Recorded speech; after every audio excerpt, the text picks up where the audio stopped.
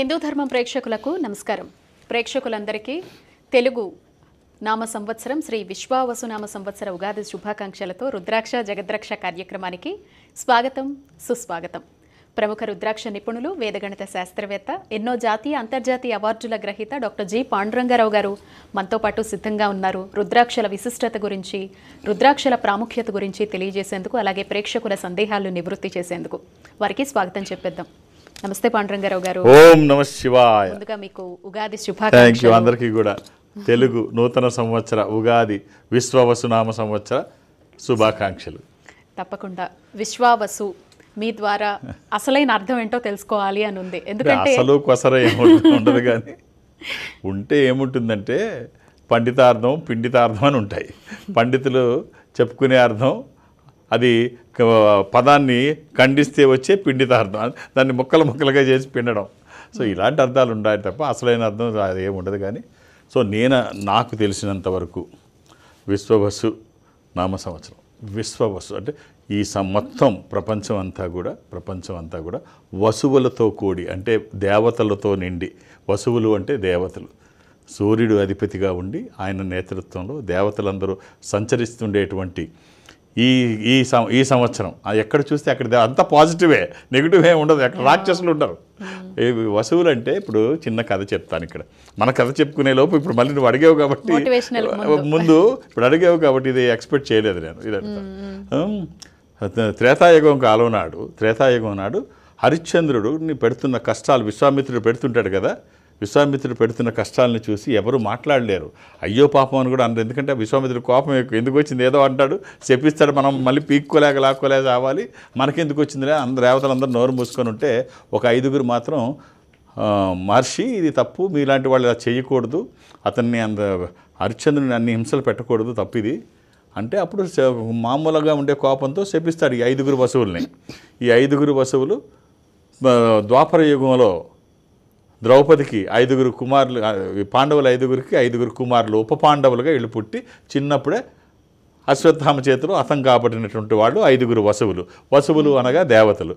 ఈ సృష్టి అంతా దేవతలతో నిండి, అంతా ఈ విశ్వం అంతా దేవతలతో నిండి ఉంటుంది. సూర్యుడు అధిపతిగా ఉంటాడు అని చెప్పి చక్కగా ఎక్కడ చూసినా పాజిటివ్ ఉంటుంది. పాజిటివ్లో అందరూ పాజిటివ్గా ఉండి పాజిటివ్ వైబ్స్, పాజిటివ్ ఫలితాలు తీసుకోమని కోరుకుంటాం. తప్పకుండా. చక్కగా ఎప్పుడు మోటివేషనల్ స్టోరీతో ప్రారంభిస్తారు. మన తెలుగు సంవత్సరాన్ని కూడా మరో మంచి మోటివేషనల్ స్టోరీతో ప్రారంభిస్తారు. ఒక రాజుగారు మహాబద్ధకస్తుడు. ఆ బద్ధకానికి అంతు లేకుండా పోతుంది. రాజులకి మామూలుగా పనే ఉంటుంది, అలవాటు పడిపోయిన బద్ధకం, అది అలవాటు అయితే ఎక్కువ అవుతుంది. ఆయనకి స్థుతి మించిపోయింది, ఏ పని చేయట్లేదు, అసలు కొలువుకి రావట్లేదు. ఎందుకులే ఇప్పుడు ఏం వెళ్తాంలే అని ఇలా లేట్ అయిపోయింది. ఇప్పుడు యథా రాజా తథా ప్రజ, రాజు ఎలా ఉంటే ప్రజలు అలా ఉంటారు. రాజు బద్ధకస్తుడు అయితే వాళ్ళు ఎందుకు యాక్టివ్గా ఉంటారు, వాళ్ళు బద్ధకంలో మునిగిపోయారు. ప్రజలు కూడా ఈ బద్ధకం పెరిగిపోయి ఒకటికి ఒకటి యాడ్ అయ్యి దేశం అంతా ఇక కరువు వచ్చేసి, ఎవడు పని చేయకపోతే ఏమవుద్ది? పంటలు పండించేవాడు పండించడు, పని చేసేవాడు పని చేయడు, ఏది చేసేవాడు అది చేయడు, మనీ రొటేషన్లోకి రాదు, ఆహార ధాన్యాలు అందుబాటులోకి ఉండవు, కరువు యథాతథంగా కరువు వచ్చిందంటే వరదల వల్ల అనావృష్టి వల్ల కరువు కాదు, పని చేయకపోవడం వల్ల వచ్చే కరువు. ఇది చాలా ప్రమాదకరమైన కరువు వస్తే అప్పుడు రాజుకి కొంచెం ఆలోచన వస్తుంది. అరే మనం తప్పు చేస్తున్నామా, అసలు ఏం జరుగుతుంది, ఇంత కరువు రావడానికి వీల్లేదు, మనకున్న మార్గం ఒకటే, భగవంతుని ప్రార్థిద్దాం, తపస్సు చేద్దాం, ఆయన్ని అనుగ్రహం ఉంటే ఇవన్నీ పెద్ద లెక్కలది కాదు అని దేవుడి కోసం తపస్సు చేస్తే దేవుడు ప్రత్యక్షం అవుతాడు.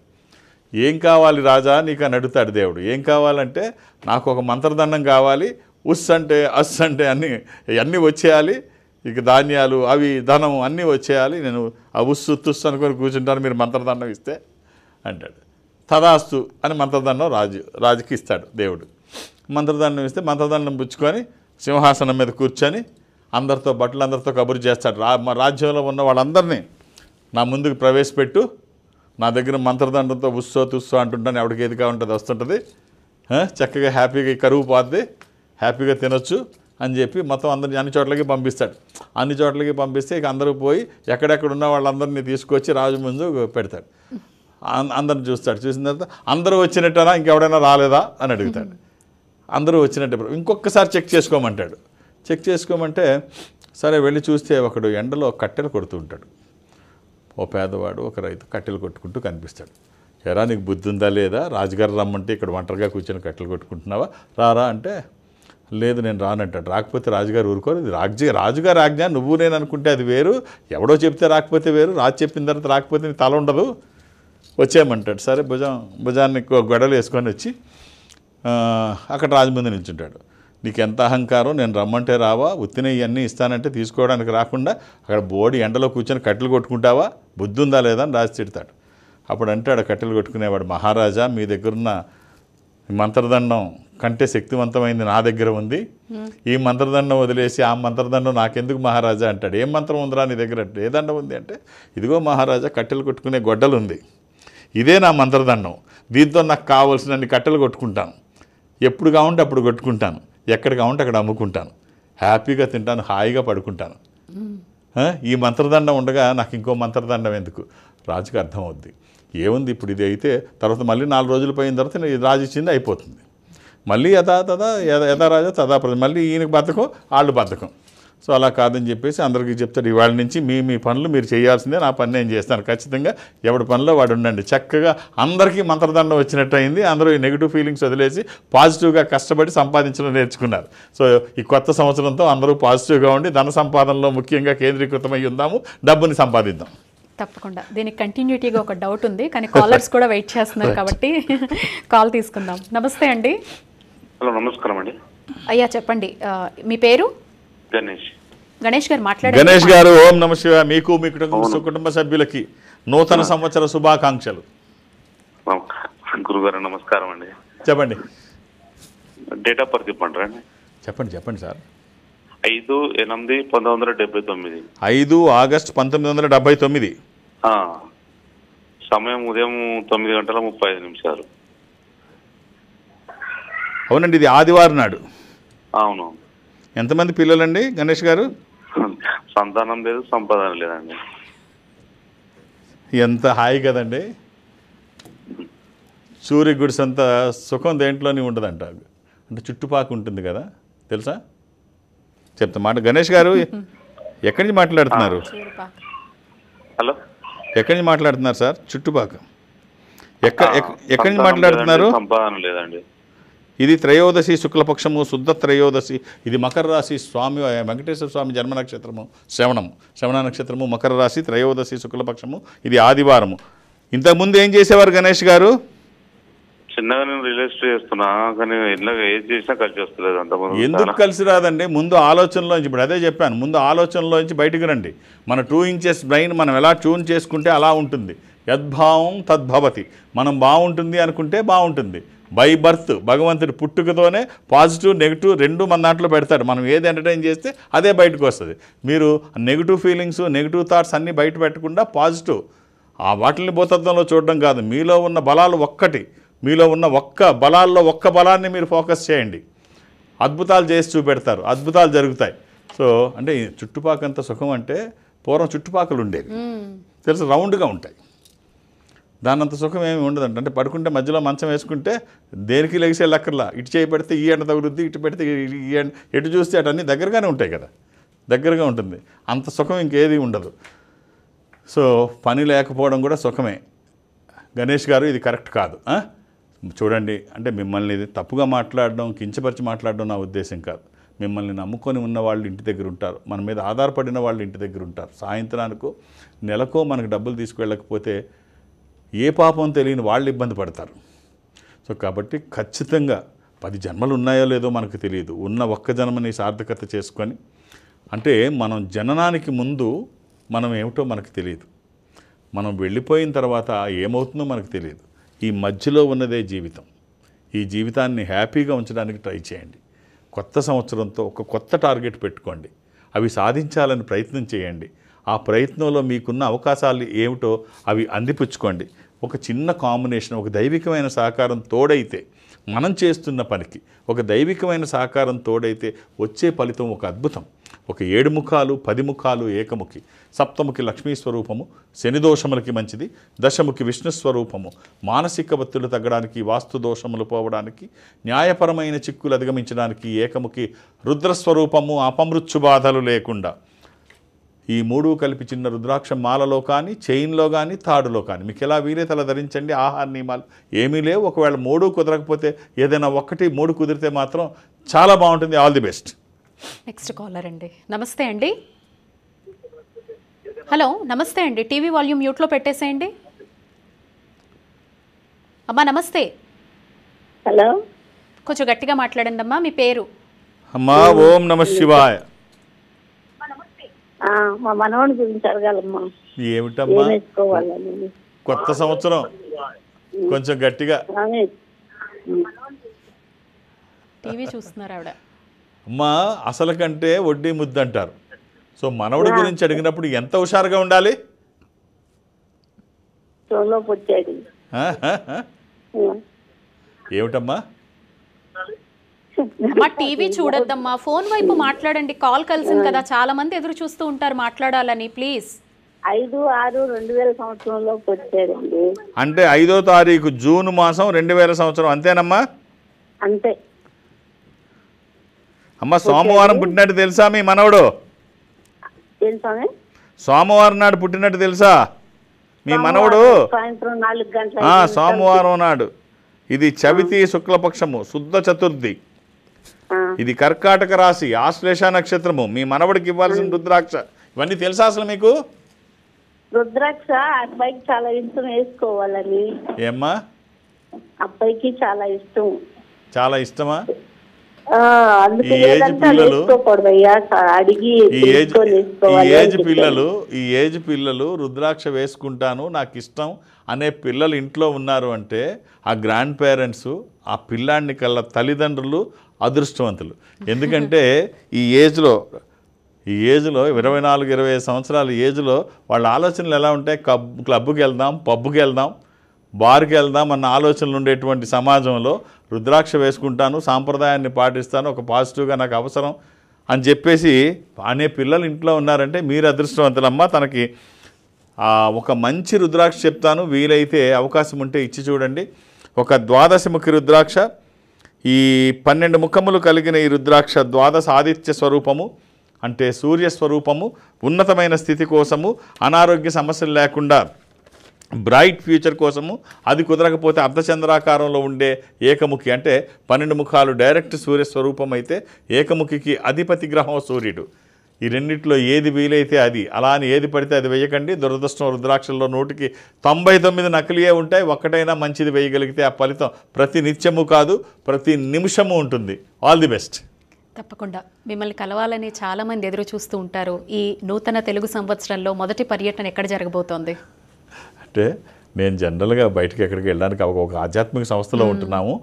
అది ప్రపంచవ్యాప్తంగా ఉంటుంది. జనరల్గా ఎక్కడికి వెళ్ళడానికి అవకాశం ఉండదు. కానీ ఈ మధ్య ప్రతి బ్రాంచ్కి వెళ్ళాలని ఒక నిర్ణయం తీసుకున్నాం. గురువారం ఒకరోజు పెట్టుకొని అది గురువారం పెట్టుకుందాం అనుకున్నాం. ఇది నేను సౌత్ ఇండియా అటెండ్ అవుతాను. ప్రపంచమంతా ఈ సంస్థ ఉన్న సౌత్ ఇండియా అటెండ్ అవుతాను. సౌత్ ఇండియాలో ఎక్కడికో దగ్గరికి వెళ్ళడం, అది బెంగళూరు, చెన్నైయో, విశాఖపట్నమో. ఇప్పుడు రేపు కమింగ్ థర్స్డే అది వసంత పంచమి రోజు, కొత్త సంవత్సరం, నూతన సంవత్సరం, పంచమి 5వ తారీఖు పంచమి. ఆ రోజు విజయవాడలో కొన్ని గంటలు, అంటే 2 గంటలు మాత్రమే నేను ఉండడానికి అవకాశం ఉంది. మళ్ళీ అంటే మధ్యాహ్నం 1 గంట వరకే.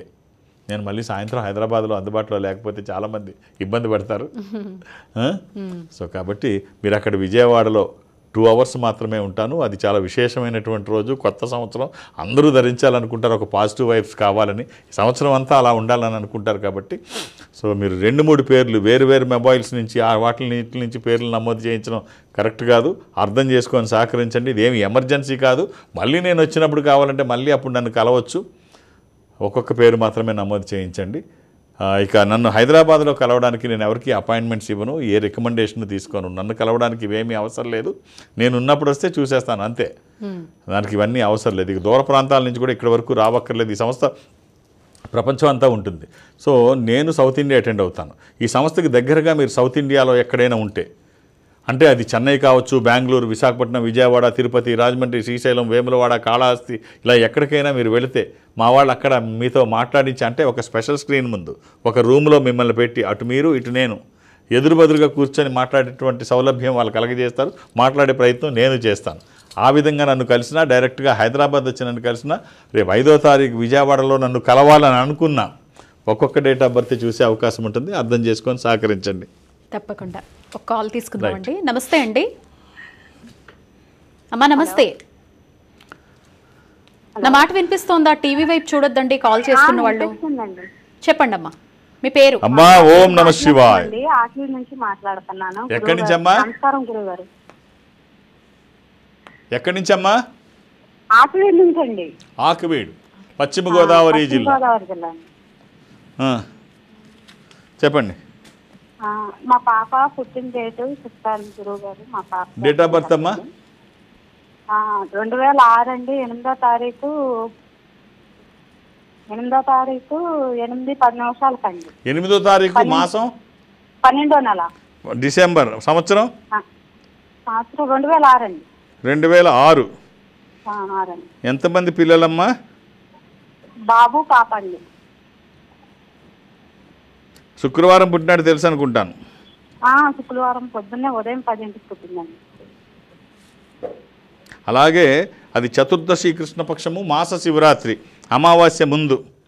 ఇది వృశ్చిక రాశి, స్కార్పియో, జ్యేష్ఠ నక్షత్రము. తనకి ఇవ్వాల్సిన రుద్రాక్ష 9 ముఖాలు, నవముఖి, అమ్మవారి స్వరూపం, విజయాలు చేకూర్చి దోషాలు నివారించేది ఈ ఒక్క రుద్రాక్ష. శరీరానికి తాకే విధంగా అవకాశం ఉంటే వేసి చూడండి, వచ్చే ఫలితం వావ్ అనేటట్టు ఉంటుంది, అందులో సందేహం లేదు. తప్పకుండా ఒక దైవికమైన సహకారం అలాగే ఉంటుంది. మీరేమో ఎప్పుడు పాజిటివ్ అంటారు. ఒక చిన్న ఎగ్జాంపుల్ తోటే మీకు చెప్తాను. చెడును ఆలోచించకపోతే మనం పాజిటివ్లోకి వెళ్ళలేం, అదొకటి. ఇప్పుడు కొత్త సంవత్సరమే తీసుకోండి, ఏది మొబైల్ ఓపెన్ చేసినా, టీవీ ఆన్ చేసినా అసలు రాశి ఫలాలతోనే జీవితం ఆధారపడి ఉందేమో అనేంతగా భయం వేస్తోంది అనమాట. ఈ రాశికి ఇలా ఉంది, ఆ రాశికి అలా ఉంది అని చెప్పేసి. ఎక్కడ పాజిటివ్ వెతకాలి? నెగిటివ్ని తెలుసుకొని పాజిటివ్గా వెళ్ళాలా? ఎలా వెళ్ళాలంటారు? ఇప్పుడు ఈ రాసులు చూసుకొని భయపడుతున్నారు, లేకపోతే అన్వయించేసుకుంటున్నారు, ఇదే కరెక్ట్ అనుకుంటున్నారు అని ఎవరైనా అనుకుంటే పొరపాటు. ఇలా అన్వయించేసుకొని నాకు ఇంత ఈ రాశికి బాగాలేదు, ఆ రాశికి బాగాలేదు అని ఎవరన్నా అనుకుంటే అంతకంటే దుర్మార్గం, ఇంకేమీ ఉండదు. కాబట్టి మనం ఏదైనా పాజిటివ్గా తీసుకోవాలి, నెగిటివ్ గురించి ఆలోచించక్కర్లేదు. అది తెలిస్తే కదా పాజిటివ్గా ఉంటాం అనుకుంటే, అరే నెగిటివ్ గురించి నువ్వు ప్రత్యేకించి తెలుసుకునేది ఏముంది? పాజిటివ్గా ఇప్పుడు ఏం జరుగుతుంది, ఈ జరిగేది మంచి జరగాలని కోరుకోవాలి, రేపు జరగబోయేది కూడా మంచి జరగాలని కోరుకోవాలి. ఇలాగే ఉండాలి. ఇలా కాకుండా పాజిటివ్గా కాకుండా ఇప్పుడు నువ్వు చెప్పినట్టే ఉందమ్మా. ఇవన్నీ రాశి ఫలాలన్నీ చూసుకుంటారు. ఇప్పుడు మనకి 2 తెలుగు రాష్ట్రాల్లో పంచాంగ శ్రవణం జరుగుతూ ఉంటుంది. ముఖ్యమంత్రులు అక్కడ ఉంటారు. నాకు తెలిసి ఎవరు సాహసించి ఈ రాశి వల్ల మీకు మా ముఖ్యమంత్రి గారు బాగలేదు, మీకు బాగలేదు, మీ రాజ్యానికి బాగలేదు, మీ రాష్ట్రం బాగోదని ఎవరన్నా చెబుతారా? అసలు అదే ఉండదు. మామూలు వాళ్ళకి ఎలా చెప్తారో తెలియదు. ఇక్కడ మాత్రం చాలా పాజిటివ్గా ఆయన ఒక ఇంద్రుడు, ఈయన ఒక చంద్రుడు అన్నట్టుగానే ఉంటుంది తప్ప ఇంకంతకంటే ఇంకేమీ ఉండదు. అలాగే పాజిటివ్గానే ఉండాలి. పాజిటివ్గా లేకపోతే ఏమవుతుందంటే ఎవరికైనా నెగిటివ్ తప్పదు. కృష్ణుడికి తప్పలేదు నీలాప నిందలు. ఎవ్వరు భగవంతుడే అతీతుడు కానప్పుడు మానవ మాత్రలో మనం ఎంత పాజిటివ్గా లేకపోతే మనకి ఏముంటుంది? ఇంకా పాజిటివ్గా ఆలోచించకపోతే ఏముంటుంది? ఇప్పుడు రక్తబీజుడు అనేటువంటి రాక్షసుడిని సంహరించడం కోసం పార్వతీదేవి శక్తి అవతారం కాళికామాతగా మారినప్పుడు ఆ రక్త బిందువులు కింద పడితే ఇంకో రాక్షసుడు ఉద్భవిస్తాడు. వాడిని రానివ్వకుండా ఆ నాలుక పెట్టి ఆ రక్తాన్ని తనే తీసేసుకునేటువంటి ఆ భయంకరమైన ఆకారంలో, ఆ అవతారంలో రక్తబీజుడిని సంహరించినప్పుడు ఆ రక్తం తాగుతూ ఉంటే, ఆమె రక్తం తాగుతూ ఉంటే ఇక మొత్తం అన్నీ మర్చిపోయి ఒక విజృంభణ అన్నమాట. మొత్తం విలయతాండవం, విపరీతమైన కోపంతో ఘీంకరిస్తూ, ఓంకరిస్తూ, విపరీతమైన ధనులు చేస్తూ, అడుగు వేస్తే ధూళి లేస్తూ, భూమి కంపిస్తూ, అంత బీభత్సం భయానకంగా ఉంటుంది ఆ దృశ్యం. అంత భయానకంగా అంటే ఆమె తాగింది అమృతం కాదు, అక్కడ ఒక రాక్షసుడి రక్తం, నెగిటివ్. అలాగే ఆ రాక్షసుడిలో ఉన్న నెగిటివ్ ఫోర్సెస్ అన్నీ ఇంతింతై వటుడింతై అన్నట్టు ఆమె దగ్గరకు వచ్చేటప్పటికి అవి అంత పెరిగిపోయి అలా చూపిస్తుంది. అది రాక్షసుడిలో ఉన్నప్పుడు అలా ఉంది. ఆ రాక్షసతత్వం దైవికంగా వచ్చినప్పుడు అది ఇంతింతై అంతయింది. సో ఆమె తాగింది అమృతం కాదు కదా, అక్కడ రక్తం కదా, అది రాక్షసుడిది కదా. ఆ నెగిటివ్ ఫోర్స్ అలా పెరుగుతుంది. దీన్ని ఎవరు ఆపగలరు? ఎవరు దీన్ని అరికట్టగలుగుతారు? ఎవరికి సాధ్యం కాదు. సృష్టిలో ఎవరికి ఆమెను ఆపే శక్తి లేదు. అప్పుడు దేవతలందరూ చెప్తారు, శంకర నువ్వు తప్ప ఇంకెవ్వడూ ఏం చేయలేడు, ఏం చేస్తావో నీదే భారం. ఆవిడ్ని ఆ ఉగ్ర రూపాన్ని ఆపకపోతే ప్రపంచం నాశనం అయిపోద్ది. ముందు ఆ ఉగ్ర రూపాన్ని, ఆ రాక్షసుడు రక్తం తాగిన తర్వాత ఆ నెగిటివ్ ఫోర్స్ ఆ స్థాయికి వెళ్ళిపోతుంది. ముందు ఆపు, అని చెప్తే అప్పుడు శంకరుడు కూడా వేరే మార్గం లేక వచ్చి అడ్డంగా పడుకుంటాడు. వచ్చి అడ్డంగా పడుకుంటే అప్పుడు ఆమె ఆ భయానకంగా ఆ దృశ్యంతో ఆ విలయతాండవంలో ఏమీ గమనించకుండా వచ్చి ఆయన మీద గుండెల మీద ఇలా కాలు వేసేసరికి ఒక్కసారి భర్తను చూసి ఈశ్వరుని చూసి ఒక్కసారి ఉలిక్కిపడి ఆమె స్తమాయించుకొని మొత్తం ఆ ఉగ్రరూపం మొత్తం శాంతంగా మారిపోయి అయ్యే నేనా ఈ పని చేసింది, ఆయన మీద కాలు పెట్టానా అని భర్తను తాకేసరికి మన ధర్మంలో ఇది చాలా గొప్ప విషయం. సో పార్వతీదేవి అంతటిది శివుణ్ణి కాలితో తాకంగానే ఒక్కసారి మొత్తం అన్ని ఉద్రేకాలు కోపాలు అన్నీ పోయి నార్మల్ అయిపోయి పశ్చాత్తాపంతో అయ్యా నేనా నిన్ను కాలితో తన్నింది అని చెప్పి అనుకొని ఒక్కసారి శాంతం అయిపోతుంది.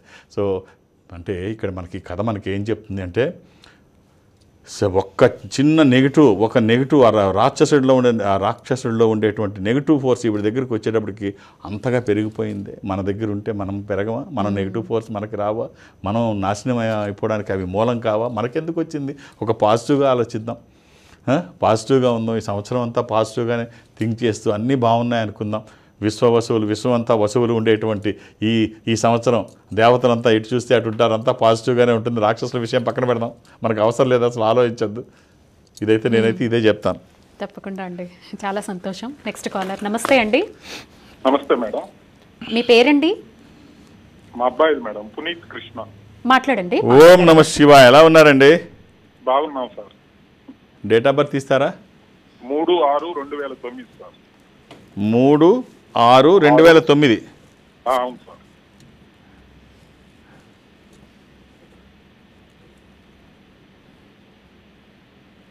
హలో. బుధవారం పుట్టినట్టు తెలుసా అండి? తెలుసు సార్. ఎంతమంది పిల్లలు? మాకు 2 సార్. ఈ అబ్బాయి చిన్న అబ్బాయి. అలాగే ఇది పంచమి కృష్ణపక్షము, బహుళ పంచమి. ఇది మీనరాశి. ఈ అబ్బాయికి మీరు రివర్సన్ రుద్రాక్ష. అష్టమికి గణపతి స్వరూపము. విఘ్నాలు లేకుండా ముందుకు వెళ్ళడానికి, నిర్విఘ్నంగా అన్ని పనులు చేసుకోవడానికి, కెరీర్ కోసము, ఎడ్యుకేషన్ కోసము, వాక్కుకి సంబంధించి, నాలెడ్జ్కి సంబంధించి అవకాశం ఉంటే ఈ ఒక్క రుద్రాక్ష వేసి చూడండి. అంటే ఈ ఒక్క రుద్రాక్షకి ఇంత మామూలు రుద్రాక్ష అంటున్నారు, ఇన్ని ఫలితాలు ఉంటాయి అంటే నేను ఒకటే చెప్తాను, ఇన్ని ఫలితాలు అక్కర్లా. 1% ఫలితం వస్తే ₹1 కోటి సూట్ కేసు కంటే ఇదే గొప్పది. సో వేసుకుంటే 1% వస్తుందా, 10% వస్తుందా, 10% అంటే 100% వస్తుందా, ధరించిన వాళ్ళకి తెలుస్తుంది. ఒకసారి అవకాశం ఉంటే వేసి చూడండి. మామూలు రుద్రాక్ష వచ్చే ఫలితం మాత్రం ఒక అద్భుతం. ఇప్పుడే చెప్పారు మీరు ఒక ఆధ్యాత్మిక సంపద రుద్రాక్ష అని. రుద్రాక్షలైన ఇవన్నీ ఆధ్యాత్మిక సంపదగా ఒక నమ్మకంగా భావించాలా, లేకపోతే వీటితో ఏవైనా అనుభవాలు ముడిపడి ఉంటాయంటారా? ఇప్పుడు నమ్మకం చాలా గొప్పది. వైద్యుడి మీద నమ్మకం ఉంటే అతను పంచదార గోలికిచ్చిన అమృతంలా పనిచేస్తుంది. ఎవరు వ్యక్తిగత నమ్మకాలు, వ్యక్తిగత అనుభవాలు వాళ్ళకు ఉంటాయి. ఇప్పుడు ఎదరవాళ్ళని నమ్మించాల్సిన అవసరం అన్ని సందర్భాల్లో ఉండదు. అలా అని చెప్పేసి మూర్ఖంగా నువ్వు నమ్మితే నమ్ము లేకపోతే లేదు అని చెప్పడానికి కూడా కాదు. మన ధర్మం ప్రపంచానికి ఒక ఇదిగా, ఒక ఫెస్ట్మ్యాన్ వాట్ వి కాల్, మనం ఒక ఇదిలాగా మన సాంప్రదాయం ఉంటుంది ప్రపంచానికి. చిన్న ఎగ్జాంపుల్ ఒకటి చెప్తాను. ఇవి అలాగే నమ్మేయాలా లేకపోతే ఏమైనా అనుభవాలు ఉంటాయా, అది కామన్గా ఉంటాయా అంటే, ఇప్పుడు కైలాస శిఖరాన్ని తీసుకుందాం. ఈశ్వరుడు పార్వతీ సమేతుడై కైలాసంలో కొలువు ఉంటాడు అని మనం బలంగా నమ్ముతాం. ఆ కైలాస శిఖరం ఇంతవరకు ఎక్కిన వాళ్ళు ఎవరు లేరు. దాని పక్కనే అతిపెద్దది, ప్రపంచంలో అతిపెద్దదైనటువంటి ఎవరెస్ట్ దాదాపు 5,000 అడుగులు దీనికంటే ఎత్తుంది. చాలా హైట్లో ఉంటుంది. కైలాసం కంటే చాలా హైట్లో ఉంటుంది, పక్కనే ఉంటుంది. ఇప్పటికీ 6,000 మంది పైచీలకు ఎవరెస్ట్ని అధిరోహించారు. ఆఖరికి కాళ్ళు చేతులు లేని వాళ్ళు కూడా ఒకళ్ళిద్దరు మనకి తెలుసు ఆ సంఘటనలో, కైలాసాన్ని అధిరోహించిన వాళ్ళు. మరి పక్కనే ఉన్న చిన్నగా కిందకుని ఎక్కడానికి అనువుగా ఉండేటువంటి కొండ, ఈ చిన్న పర్వతం ఎందుకు ఎక్కట్లేదు, ఎందుకు ఎక్కలేకపోయారు? ఇంతవరకు ఎవరికి సాధ్యపడలేదు. ఒకళ్ళిద్దరు ఎక్కడానికి ప్రయత్నం చేసినా అసలు ప్రారంభమే కాలేదు. వాళ్ళ అనుభవాలు ఏమయ్యాయో వాళ్ళు చెప్పారు. ఇప్పుడు మనం గూగుల్ చేస్తే నెట్లో ఉంటాయి వాళ్ళ అనుభవాలు. ఎందుకు అసలు వేరే దేశస్తులు, మనవాళ్ళు కాదు, మనవాళ్ళు అంటే కొంచెం సెంటిమెంట్తో ఎక్కలేకపోయారు అనుకోవచ్చు. అలాగే సైబేరియన్స్ కొంతమంది ఎక్కే ప్రయత్నం చేశారు. వాళ్ళు కొంత దూరం వెళ్ళేసరికి, నెట్లో వాళ్ళ ఫోటోలు కూడా ఉంటాయి, కొంత దూరం వెళ్ళేసరికి గోర్లు, తల వెంట్రుకలు బాగా పెరిగిపోయి ఏజ్ బాగా పెరిగిపోవడం గమనించారు. కొంచెం దూరం వెళ్ళేటప్పటికి ఇది మనతో సాధ్యం కాదు, తేడా వచ్చేస్తోంది ఏదో అని చెప్పేసి వాళ్ళు కిందకి దిగిపోయారు. 1 సంవత్సరానికి వాళ్ళు గోర్లు తల పెరిగిపోయి, ఏజ్ పెరిగిపోయి 1 ఇయర్ లోపు చనిపోయారు వీళ్ళందరూ. వీళ్ళ వివరాలన్నీ మీరు చెక్ చేసుకోవచ్చు. సో అంటే ఏదో ఉంది, దెర్ ఈజ్ సంథింగ్, ఏదో లేకపోతే ఎందుకు అలా జరుగుద్ది? కైలాస శిఖరం ఎందుకు ఎక్కలేకపోతారు? అప్పుడు టిబెట్ గవర్నమెంటు, ఇండియన్ గవర్నమెంటు అది పర్వతారోహణ బ్యాన్ చేశారు. అక్కడ ఎవరు ఎక్కడానికి వీల్లేదని గవర్నమెంట్సే బ్యాన్ చేశాయి. సో ఏది శక్తి లేకపోతే ఎందుకు బ్యాన్ చేస్తారు, ఎందుకు ఎక్కలేకపోతారు? ఇవన్నీ వ్యక్తిగత అనుభవాలే కాదు, అందరికీ తెలిసిన అనుభవాలే. కాబట్టి మనం నమ్మితే అన్నీ ఉంటాయి, నమ్మకపోతే మీరు నమ్మితే గంగ అది పవిత్రంగా కనిపిస్తుంది, లేకపోతే మురికి కాలవే. చాలా చాలా ధన్యవాదాలు. చక్కటి విశేషాలు. ఓం నమః శివాయ. ప్రేక్షకుల సందేహాలు నివృత్తి చేశారు. ధన్యవాదాలండి. ఇది ఇవాల్టి రుద్రాక్ష జగద్రక్ష కార్యక్రమం. చూస్తూనే ఉండండి హిందూ ధర్మం.